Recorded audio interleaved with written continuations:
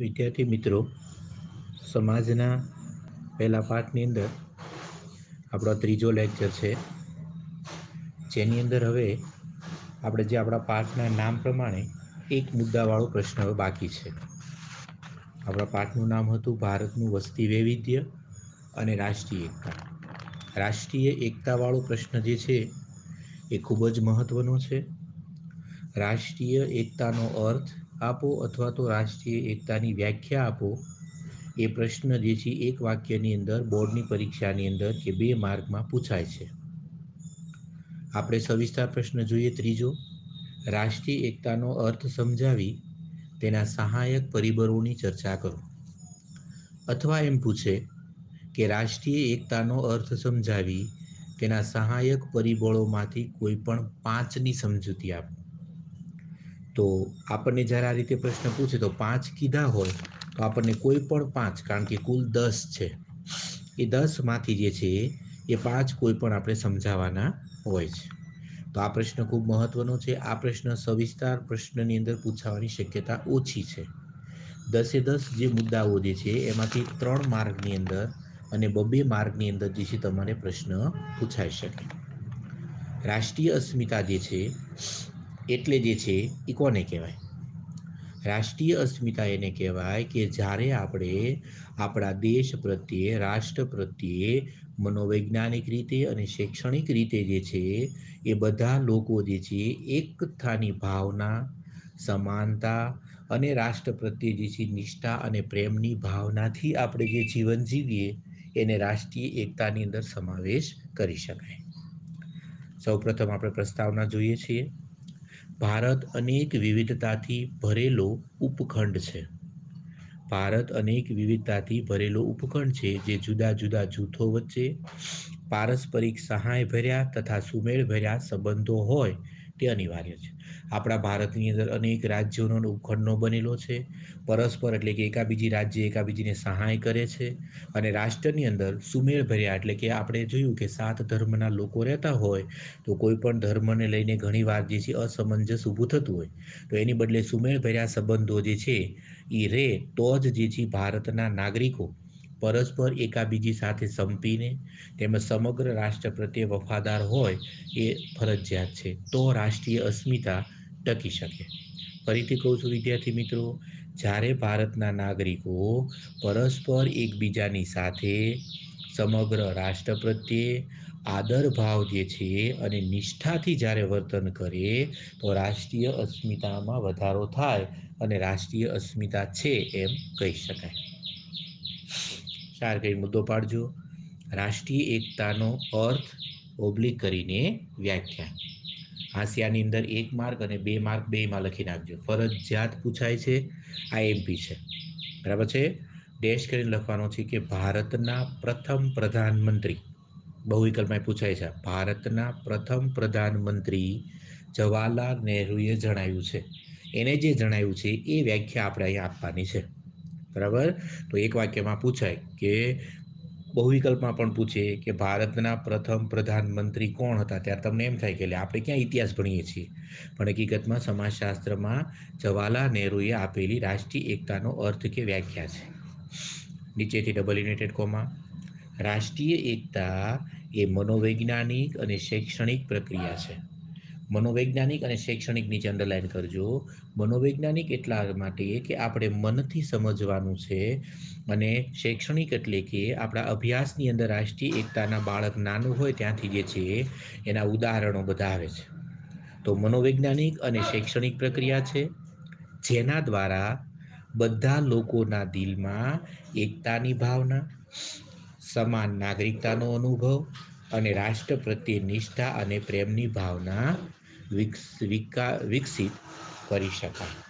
કોઈ પણ જે રાષ્ટ્રીય અસ્મિતા જે છે એમાં જો આપણે શૈક્ષણિક અને મનોવૈજ્ઞાનિક પ્રક્રિયા તરીકે રાષ્ટ્રીય એકતાને લઈએ તો આપણે બધા લોકોના દિલમાં એકતાની ભાવના, સમાન નાગરિકતા એટલે કે આપણે બધા ભલે અલગ અલગ ધર્મ કે જ્ઞાતિના હોઈએ છતાં સમાન નાગરિકતા, અનુભવ અને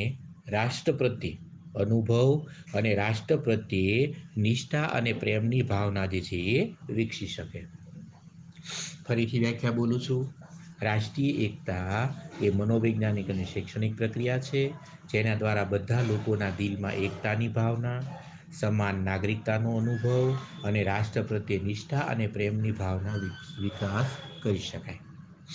સ્ટાર મુદ્દો પાડો, રાષ્ટ્રીય એકતાના સહાયક પરિબળો. એને પણ હાંસિયામાં લખજો કે તમને પ્રશ્ન એવો પૂછે 2 માર્કમાં કે ભાઈ રાષ્ટ્રીય એકતાના સહાયક પરિબળો જણાવો.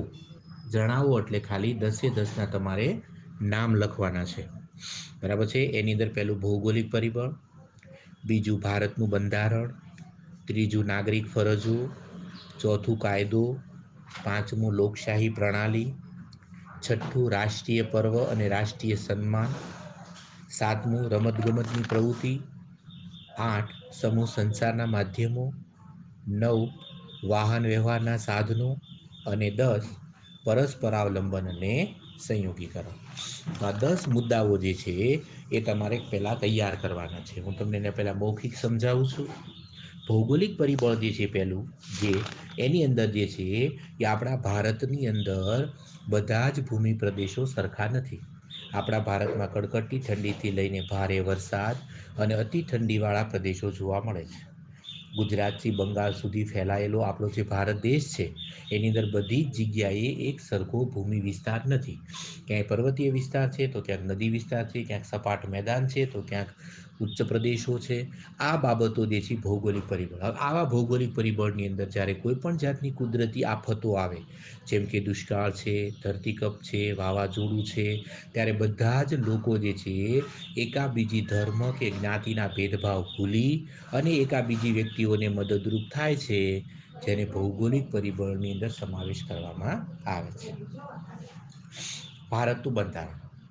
આપણા ભારતના બીજું છે આપણા ભારતના બંધારણ. વિદ્યાર્થી મિત્રો, હું તમને 10 મુદ્દાઓ છે એના વિશે ખાલી સમજણ આપું છું. પછી આપણે એની અંદર શું લખવાનું છે એક આપણે સમજશું. ભારતનું બંધારણ જે છે એ રાષ્ટ્રીય એકતા સર્જવામાં સૌથી મહત્વનું પરિબળ એ છે. કારણ કે કોઈ પણ વ્યક્તિ કાયદો હોય તો કાયદાથી બધા વ્યક્તિ જે છે એ પોતે નીતિ નિયમોનું પાલન કરે. આપણા ભારત દેશનો, આપણા રાજ્યનો ખરેખર જે બંધારણ જે છે એ લેખિત દસ્તાવેજ છે. બીજા કોઈ રાજ્યનો લેખિત દસ્તાવેજ નથી. એટલે આપણા ભારતનું બંધારણ ઘડાનું ત્યારે આપણા ભારત માટે નવા નામ આપ્યા.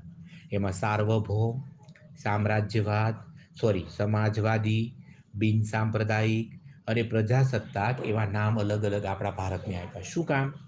સાર્વભૌમ બધા માટેની ભૂમિ છે. સમાજવાદી ગમે તે સમાજના લોકો રહી શકે.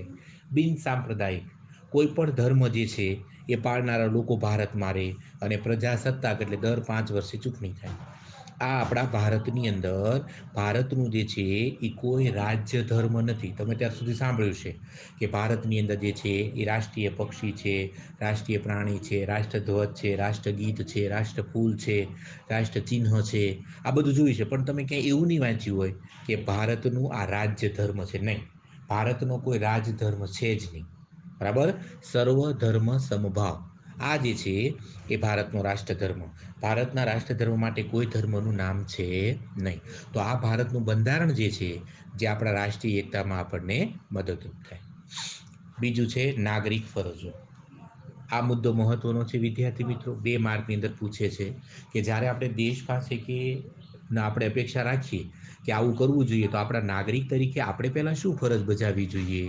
તો આપણે એક ભારતના નાગરિક છીએ ત્યારે આપણે ભારતને વફાદાર, આદર્શ, રાષ્ટ્રધ્વજ, રાષ્ટ્રગીત આ બધાને આદર આપવું, સાર્વભૌમ, એકતા, અખંડિતતા આ બધાનું આપણે સંવર્ધન કરવું, એટલે કે એમાં વધારો કરવો. અને દેશનું જે છે એ રાષ્ટ્ર સેવા અને આઝાદી માટેની લડતની અંદર આપણે પૂરેપૂરું આપણું યોગદાન આપવું. અને ભારતના બધા જ લોકો સાથે સુમેળભર્યા અને સમાન બંધુત્વની ભાવનાવાળા સંબંધો રાખવા. ભારતમાં સ્ત્રીઓ જે છે એનું નિમ્ન સ્થાન છે, એને બદલે સ્ત્રીઓનું ગૌરવ અને સન્માન જે છે વધારવું. આ બધા આપણા નાગરિક તરીકેની ફરજો છે. કાયદો. આપણા દેશમાં 2 પ્રકારના કાયદા છે. એક ફોજદારી કાયદો છે અને એક જે છે એ દીવાની કાયદો છે. એમાંથી ફોજદારી કાયદાને આધારે જે છે કોઈ પણ જ્ઞાતિવાદ કે રાજદ્વેષ હોય કે ચૂંટણી વખતે કોઈ પણ જાતના પ્રશ્ન ઊભા થાય, તો કાયદા દ્વારા જે છે એ બધા વ્યક્તિઓને નીતિ નિયમનું પાલન કરાવી અને રાષ્ટ્રીય એકતામાં વધારો આપણે કરી શકીએ. 5મું છે લોકશાહી પ્રણાલી. લોકશાહી પ્રણાલીની અંદર આપણો ભારત દેશ પ્રજાસત્તાક રાજ્ય છે. તેથી ભારતની અંદર દર 5 વર્ષે ઉપલા સ્તરથી લઈને ઠેઠ નીચેના સ્તર સુધી બધી જ જગ્યાએ જે છે ચૂંટણીઓ થાય છે. અને આ ચૂંટણીમાં 18 વર્ષથી જેની ઉંમર વધારે છે એ દરેક વ્યક્તિ જે છે એ પોતે કોઈ પણ જ્ઞાતિ જાતિના ભેદભાવ વગર મતદાન આપી શકે અને પોતાની ઉમેદવારી પણ જે છે પોતે નોંધાવી શકે. આ જે છે એ દેશની અંદર સંસદ, વિધાનસભા અને સ્થાનિક સ્વરાજની સંસ્થા. સ્થાનિક સ્વરાજની સંસ્થા એટલે જિલ્લા હોય, જિલ્લા પછી તાલુકામાં તાલુકા વિકાસ અધિકારી અને ગામમાં ગ્રામ પંચાયત. બરાબર છે. આ બધું જે છે એને સ્થાનિક સ્વરાજની સંસ્થામાં આવે. તમે આગળ સમાજમાં ભણ્યા છો. બરાબર છે. જિલ્લા પંચાયત, તાલુકા પંચાયત અને ગ્રામ પંચાયત, આ ત્રણને સ્થાનિક સ્વરાજની સંસ્થાઓ કહેવાય. તો આ બધાની અંદર લોકો પોતે બધી જ્ઞાતિ ભેદભાવ ભૂલીને ભાગ લે અને ચૂંટણીમાં પોતાના ઉમેદવારને ચૂંટી કાઢે છે. આ લોકશાહી પ્રણાલી છે. આના કારણે આપણી રાષ્ટ્રીય અસ્મિતામાં વધારો થાય. છઠ્ઠું છે રાષ્ટ્રીય પર્વ અને રાષ્ટ્રીય સન્માન. આમાંથી વિદ્યાર્થી મિત્રો ઘણા બધા બહુ વિકલ્પ આવે છે. રાષ્ટ્રીય પર્વ જે છે એ આપણને ખબર છે કે આપણે રાષ્ટ્રીય પર્વ આપણા 3 છે. એક પ્રજાસત્તાક દિન, એક 26મી જાન્યુઆરી જે પ્રજાસત્તાક દિન અને સ્વાતંત્ર્ય દિન 15મી ઓગસ્ટ. આ રાષ્ટ્રીય પર્વની આપણે ઉજવણી કરીએ અને સાંસ્કૃતિક કાર્યક્રમ. તમે વિવિધ પ્રકારના જે છે ફિલ્મ કે રાષ્ટ્રીય સ્મારકો જે છે એ પણ રાષ્ટ્રીય એકતાની અંદર જે છે વધારો કરે છે. આપણા ઘણી બધી શાળાઓની અંદર એનસીસીની પ્રવૃત્તિઓ ચાલતી હોય છે. અને એ પ્રવૃત્તિઓની અંદર તમે જુઓ છો સ્કાઉટ ગાઈડ, એનસીસી, બરાબર છે, એનએસએસ, આ બધી પ્રવૃત્તિઓ ચાલતી હોય છે જે રાષ્ટ્રીય પર્વ જે છે અને રાષ્ટ્રીય સન્માન જે છે અથવા તો રાષ્ટ્રીય પર્વ તરીકે ઉજવણી કરે તો બાળકોમાં પહેલેથી ભારતના રાષ્ટ્રીય અસ્મિતા વિશે પોતે બાળકો જે છે એ પોતે સારી રીતે સમજી શકે. ભારતના જે છે એ સન્માન છે રાષ્ટ્રીય, એ ખાસ યાદ રાખવાના છે કયા કયા છે. પહેલું કે ભારત રત્ન, પદ્મશ્રી, પદ્મભૂષણ અને પદ્મવિભૂષણ. આ જ્યારે કોઈ પણ નાગરિક એવોર્ડ છે, તમને એક એક વાક્ય બધું પૂછે છે કે કયા કયા નાગરિક એવોર્ડ છે, તો કોઈ પણ વ્યક્તિ કવિ હોય, લેખક હોય, સમાજ સુધારક હોય અને એને એવોર્ડ આપવાનો હોય તો ભારત રત્ન, પદ્મશ્રી, પદ્મભૂષણ અને પદ્મવિભૂષણ, આ 4 નામ યાદ રાખવાના. પછી ભારતના જે રમતો રમાય છે એવા જે ખેલાડીઓ છે એને રમત ગમત માટે થઈને રાજીવ ગાંધી ખેલ રત્ન, દ્રોણાચાર્ય, અર્જુન અને ધ્યાનચંદ, આટલા એવોર્ડ જે છે કોઈ પણ કબડ્ડી હોય, ખોખો હોય, બધી જે છે એ રમતો જે છે એની અંદર એને એવોર્ડ આપવામાં આવે છે, સન્માનિત કરવામાં આવે છે. અને ભારતના જે સૈનિકો છે, લશ્કર છે, એમાં જ્યારે કોઈ પણ વ્યક્તિ જે છે એ ભારત દેશ માટે પોતાનું બલિદાન આપી દે ત્યારે એ સમયે એવા સૈનિકોને કયા કયા આપવામાં આવે, તો પરમવીર ચક્ર, મહાવીર ચક્ર, વીર ચક્ર, અશોક ચક્ર, કીર્તિ ચક્ર, શૌર્ય ચક્ર વગેરે.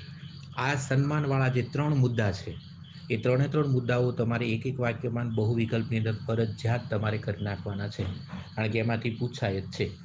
ભારતના નાગરિક એવોર્ડ કયા, તો 4, રમતગમત માટેના એવોર્ડ અને સૈનિકો માટેના. ત્યાર પછી રાષ્ટ્રીય અસ્મિતાને પ્રોત્સાહિત પરિબળ હોય તો રમતગમતની પ્રવૃત્તિ. આપણને ખબર છે વિદ્યાર્થીઓ જ્યારે રમતગમત હોય છે ત્યારે અનેક જ્ઞાતિના વિદ્યાર્થીઓ કે અનેક જુદી જુદી શાળાના વિદ્યાર્થીઓ એકસાથે હોય. આ રમતની અંદર બધા વિદ્યાર્થીઓ જે છે એક સાથે રમે છે. તમે જુઓ છો દર વર્ષે આપણે શાળાની અંદર ખેલ મહાકુંભ ઉજવીએ છીએ, ખેલ મહોત્સવ ઉજવીએ છીએ. કોલેજ હોય તો આંતરરાષ્ટ્રીય યુનિવર્સિટી ખેલકૂદ મહોત્સવ ઉજવીએ છીએ, જેથી કરીને વિદ્યાર્થીઓની અંદર એકાબીજી સાથે રહેવાની ભાવના જે છે એ વિકસિત થાય. સમૂહ સંચારના માધ્યમો રાષ્ટ્રીય એકતાને સહાયક પરિબળમાં ખૂબ જ મહત્વનું હોય તો સમૂહ માધ્યમ. સમૂહ માધ્યમમાં તમે જુઓ છો અનેક પ્રકારની સિરિયલો, દેશભક્તિના ગીતો, દેશભક્તિના ફિલ્મો, રેડિયો, ટેલિવિઝન, કોમ્પ્યુટર, અત્યારે જેટલા આપણા સમૂહ સંચારના માધ્યમ છે એમાં બધામાં કોઈ જગ્યાએ આપણને આતંકવાદ, કોમવાદ, જ્ઞાતિવાદ એવું આપણને શીખવવામાં આવતું નથી. પણ આપણને એ શીખવવામાં આવે છે કે દરેક જ્ઞાતિ કે જાતિ કે કોમના લોકો જે છે એ આપણે બધા સંપીને રહીએ છીએ એવું આપણને ફિલ્મ કે સિરિયલની અંદર દેખાડવામાં આવતું હોય છે. ત્યાર પછી વાહન વ્યવહાર. વાહન વ્યવહારથી એ પણ એક રાષ્ટ્રીય અસ્મિતા જે છે એમાં વધારો કરે છે. કઈ રીતે? તો કે આપણા વિશ્વનું સૌથી મોટામાં મોટું જો રેલવે નેટવર્ક હોય ને તો એ આપણા ભારતમાં છે. જે દરરોજના 2.3 કરોડ લોકો એ ટ્રેનની અંદર મુસાફરી કરે છે અને રેલવેનું મોટામાં મોટું નેટવર્ક આપણા ભારતમાં.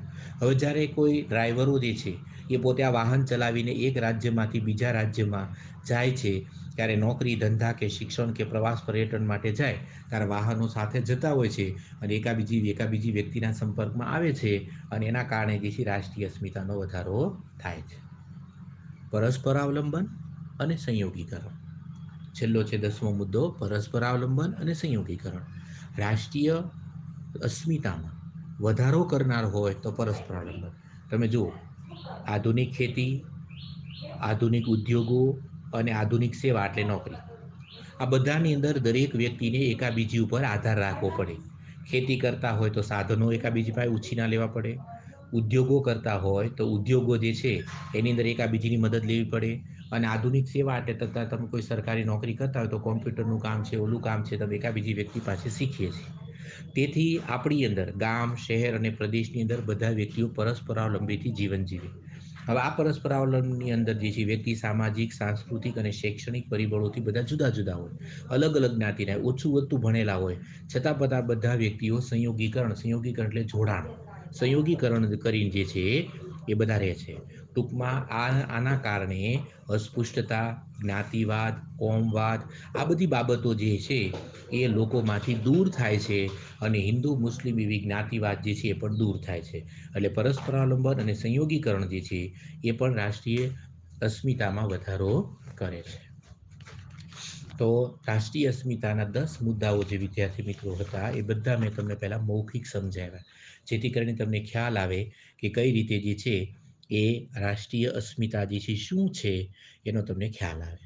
એમાંથી હવે આપણે પહેલું ભૌગોલિક પરિબળ જે છે એ આપણે સમજીએ. ભૌગોલિક પરિબળ એક કરીને લખવાનું છે, નીચે ડેશ કરીને મુદ્દો લખો. પ્રાચીન સમયમાં ભૌગોલિક પરિબળ માટે ભારત વર્ષ, ચક્રવર્તી, એકાધિપતિ જેવા નામોનો સમાવેશ થતો. આ એક વાક્યમાં વિદ્યાર્થી મિત્રો પૂછાય છે. તમારે 28-29 તારીખે જે સ્કૂલમાંથી ટેસ્ટ લેવાના છે એમાં એક વાક્યના પ્રશ્ન હશે. એમાં તમને એવો પ્રશ્ન પૂછે કે ભાઈ પ્રાચીન સમયમાં ભારતના ભૌગોલિક પરિબળ માટે કયા શબ્દ વપરાતા? તો ભારત વર્ષ, ચક્રવર્તી અને એકાધિપતિ. ભારત વર્ષ, ચક્રવર્તી અને એકાધિપતિ આવા નામો જે છે એનો ઉપયોગ થતો હતો. કાશ્મીરથી કન્યાકુમારી અને બંગાળથી ગુજરાત સુધી ફેલાયેલા આ દેશમાં કુલ 1.21 કરોડની વસ્તી વસવાટ કરે છે. આપણા ભારતની સીમા કીધી. ભૌગોલિક વિસ્તાર ભણીએ છીએ તો ભારતની સીમા કાશ્મીરથી કન્યાકુમારી સુધી અને બંગાળની ખાડીથી ગુજરાત સુધી ફેલાયેલા દેશની અંદર 1.21 કરોડની વસ્તી વસવાટ કરે છે. ત્રીજો, ભારતમાં મેદાની વિસ્તાર, પહાડો, નદીઓ, સમુદ્ર, જંગલ અને રણ જેવી ભૌગોલિક વિશિષ્ટતા જોવા મળે. આ જ્યારે તમને વિદ્યાર્થી મિત્રો એક વાક્યમાં પૂછે કે ભારતના ભૌગોલિક વિવિધતા કઈ કઈ, ત્યાં તમારે કહેવાનું છે કે મેદાની વિસ્તાર એટલે કે ભારતમાં અમુક જગ્યાએ મેદાનો છે, અમુક પહાડો, નદીઓ, સમુદ્ર, જંગલ અને રણ જેવી જે છે ભૌગોલિક વિશેષતાઓ જોવા મળે છે. પછીનો મુદ્દો, ભારત પોતાના ભૂમિ પ્રદેશમાં કડકડતી ઠંડીથી માંડીને ભારે ગરમી અને અતિ વરસાદવાળા પ્રદેશો ધરાવે છે.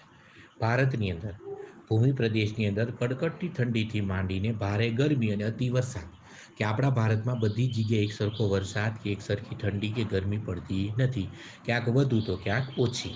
આ ભૌગોલિક વિવિધતા છે. ભૌગોલિક વિવિધતા એ જુદી જુદી પરિસ્થિતિઓમાં મૈત્રી ભાવ રાખી એકતા સ્થાપિત કરવાનું શીખવે. કઈ રીતે? કે જ્યારે ભૌગોલિક વિવિધતાઓ તો છે જ તે, તો અમુક જગ્યાએ વધારે ઠંડી હોય, ક્યાંય ગરમી હોય અથવા ક્યારેક કોઈ પણ જાતની કુદરતી ઘટના બને ત્યારે પણ બધા વ્યક્તિઓ જે છે એ મૈત્રી ભાવ રાખી એકતા સ્થાપિત કરવાનું શીખવે. કઈ રીતે? તો આપણે પછીના મુદ્દામાં એનું ઉદાહરણ લખીએ. દાખલા તરીકે, દુષ્કાળ, અતિવૃષ્ટિ અને વાવાઝોડું અને ધરતીકંપ. દુષ્કાળ એટલે કે વરસાદ ન આવવો, અતિવૃષ્ટિ એટલે પુષ્કળ વરસાદ થવો, વાવાઝોડું, ધરતીકંપ આવી કુદરતી આફતોમાં પરસ્પર મદદ કરે છે. અને આપણે ટીવી સમાચારોમાં જોઈએ છીએ કે જ્યારે આવી આફતો આવે ત્યારે ભારતના સૈનિકોથી લઈ અને ભારતના જે સેવાઓ કરે છે એવા સ્વયંસેવકોથી લઈને બધા વ્યક્તિઓ જે છે હિન્દુ, મુસ્લિમ, ગરીબ, અમીરનો બધો ભેદભાવ ભૂલી અને આમાં ફસાયેલા બધા લોકોને મદદ કરવા માટે અને એને સહાય કરવા માટે આગળ આવે છે. પછીનો મુદ્દો, વિવિધ જ્ઞાતિ, પ્રદેશ, ભાષા અને ધર્મના લોકો પરસ્પર મદદ અને ફાળો આપી વિવિધતામાં એકતાના શું કરે? દર્શન કરાવે. જ્યારે આ કુદરતી આફતો આવે છે ત્યારે બધી જ જ્ઞાતિના લોકો, દરેક પ્રદેશના લોકો, બધી અલગ અલગ ભાષા બોલતા લોકો કે જુદા જુદા ધર્મ પાળતા લોકો, બધા જ વ્યક્તિઓ પરસ્પર મદદ કરે છે, ફાળો આપે છે અને વિવિધતામાં એકતાના દર્શન કરાવે છે. તો ભૌગોલિક પરિબળ જે છે એકલું 2 માર્કમાં તમને પૂછે, અથવા તમને એમ પૂછે કે ભારત ભૌગોલિક રીતે વિવિધતા હોવા છતાં એકતા છે, સમજાવો. એવું જ્યારે તમને પૂછે ત્યારે આ મુદ્દો તમે એમાં લખી શકો. 2 માર્કમાં તમને આ પ્રશ્ન જે છે એ પૂછાઈ શકે. ત્યાર પછી બીજું છે ભારતનું બંધારણ. મુખ્ય મુદ્દો 2 કરીને ભારતનું બંધારણ. નીચે ડેશ કરી. ભારત જેવા વિવિધતાવાળા દેશમાં રાષ્ટ્રીય એકતા સર્જવામાં કોઈ મહત્વનું પરિબળ હોય તો તે ભારતનું બંધારણ. આપણને મિત્રો બહુ વિકલ્પમાં પૂછાય કે વિવિધતામાં એકતા માટે, રાષ્ટ્રીય અસ્મિતા વધારવા માટે કે એકતા વધારવા માટે ઘણા બધા પરિબળો છે. એમાં સૌથી મહત્વનું કયું? તો કે ભારતનું બંધારણ. શું કામ? કારણ કે એની અંદર કાયદાઓનું પાલન અને નીતિ નિયમો, નાગરિકોની ફરજો છે, જેથી કરીને બંધારણનું પાલન થઈ શકે. વિવિધ રાજ્યોને જોડતા લેખિત દસ્તાવેજોને બંધારણ કહે છે. અંડરલાઈન કરજો વિદ્યાર્થી મિત્રો. બહુ વિકલ્પની અંદર પૂછે, તમને પૂછે કે બંધારણ કોને કહેવાય? તો તમારે એક જ વાક્યમાં લખવાનું છે, વિવિધ રાજ્યોને જોડતો લેખિત દસ્તાવેજ હોય એને બંધારણ કહેવાય. વિવિધ રાજ્યને જોડતો એટલે એકાબીજી રાજ્ય માટે જુદા જુદા નિયમો બનાવ્યા હોય એને જોડતો અને લખેલો દસ્તાવેજ એટલે બંધારણ. પછીનો મુદ્દો, ભારતને બંધારણના આમુખમાં, એટલે કે જ્યારે ભારતનું બંધારણ ઘડવામાં આવ્યું ત્યારે આમુખ જે છે એ કર્યું ત્યારે સૌ પ્રથમ જે છે ને એમાં સાર્વભૌમ, સમાજવાદી, બિન સાંપ્રદાયિક અને પ્રજાસત્તાક રાજ્ય જેવા નામ અપાયા હતા.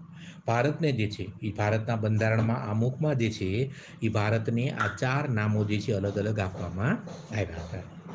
પછીનો મુદ્દો, જ્યારે ન્યાય, સ્વતંત્રતા, સમાનતા એ બંધારણના પાયા છે. આપણે એક વાક્યમાં પૂછાય વિદ્યાર્થીઓ કે બંધારણના પાયા કયા? તો 3. ન્યાય એટલે કે ખોટું ન કરવું, સ્વતંત્રતા એટલે કે દરેક વ્યક્તિને સ્વતંત્રતા મળવી જોઈએ, અને સમાનતા એટલે કે બધા વ્યક્તિ સરખા છે. આ 3 જે છે આપણા બંધારણના પાયા છે. ભારતનું બંધારણ ભારતને ધર્મનિરપેક્ષ રાજ્ય, અંડરલાઈન કરજો, ધર્મનિરપેક્ષ, બરાબર, કોઈ પણ ધર્મ વચ્ચે ભેદભાવ રાખ્યા વગર સર્વધર્મ સમભાવની ભાવના એટલે ધર્મનિરપેક્ષ, બરાબર, ધર્મનિરપેક્ષ રાજ્ય તરીકે આપણા બંધારણમાં ભારતને જાહેર કર્યું. જેનો બીજો સમાનાર્થી શબ્દ તમે એને બિન સાંપ્રદાયિક પણ તમે કહી શકો. પછીનો મુદ્દો, તેથી ભારત રાજ્યનું કોઈ ધર્મ નથી. હમણાં પણ મેં આગળ ચર્ચા કરી હતી કે આપણા ભારતના રાજ્યનો કોઈ રાજ્ય ધર્મ નથી. બંધારણની અંદર કે તમે બધે સાંભળ્યું છે કે રાષ્ટ્રગીત છે, ધ્વજ છે, પક્ષી છે, પ્રાણી છે, ચિહ્ન છે, પણ ક્યાંય આપણા ભારતનો રાજ્યનો કોઈ ધર્મ નથી. બધા જ ધર્મ માટે આદર અને સમાન જે છે એ સમાનની ભાવના છે. તો આપણા ભારતની અંદર બધા જ ધર્મ માટે સર્વધર્મ સમભાવની જે લાગણી છે અને બધા ધર્મને એક જ સરખું રક્ષણ જે છે આપવામાં આવે છે. વિદ્યાર્થી મિત્રો, આપણે અહીંયા સુધી રાખીએ છીએ. હવે પછીના લેક્ચરમાં જ્યારે મળીએ ત્યારે આપણે ત્રીજો મુદ્દો નાગરિકોની ફરજ જે છે એમાં આપણે આગળ વધશું.